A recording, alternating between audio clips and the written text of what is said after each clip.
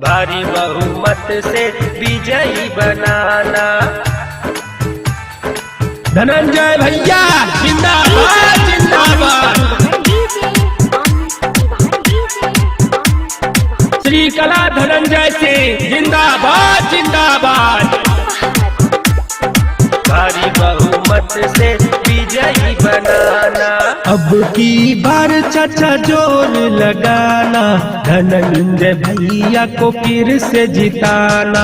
अब की बार चाचा जोर लगाना, धनंजय भैया को फिर से जिताना। फिर से भैया जोर लगाना, भारी बहुमत से विजयी बनाना। अब की बार चाचा जोर लगाना, धनंजय भैया को फिर है जिताना। फिर से भैया जोर लगाना, भारी बहुमत से विजयी बनाना। भारी बहुमत से विजयी बनाना। धनंजय भैया जिंदाबाद जिंदाबाद। श्री कला धनंजय सिंह जिंदाबाद जिंदाबाद।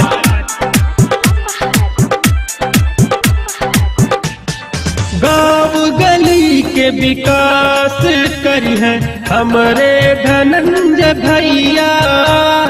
ओ नहीं के वोट दिलई है चाचा, हाथ जोड़ी ले मैया। हाथ जोड़ी ले मैया, हाथ जोड़ी ले मैया। गांव गली के विकास करी है हमरे धनंजय भैया। ओ नहीं के वोट दिलई है चाचा, हाथ जोड़ी ले मैया।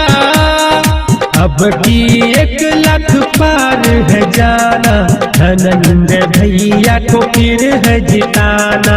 अब की 1 लाख पार है जाना, धनंजय भैया को फिर है जिताना।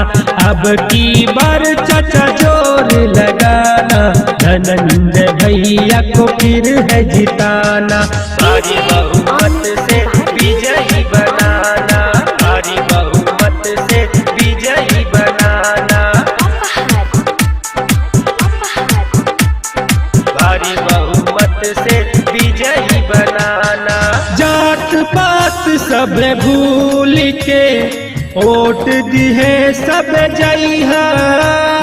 फिर से मिलल बाई मौका, फिर से विजयी बनैहा।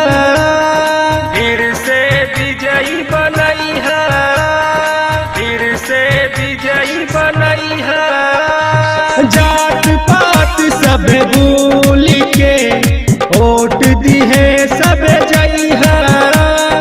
फिर से मिलल बाई मौका, फिर से विजयी बनैहा। राहुल सिंह संग गाई सब गाना, धनंजय भैया को फिर है जिताना। राहुल सिंह संग गाई सब गाना, धनंजय भैया को फिर है जिताना। अब की बार चाचा भूल न जाना, धनंजय भैया को फिर से जिताना। अब की बार चाचा जोर लगाना, धनंजय भैया को फिर से जिताना।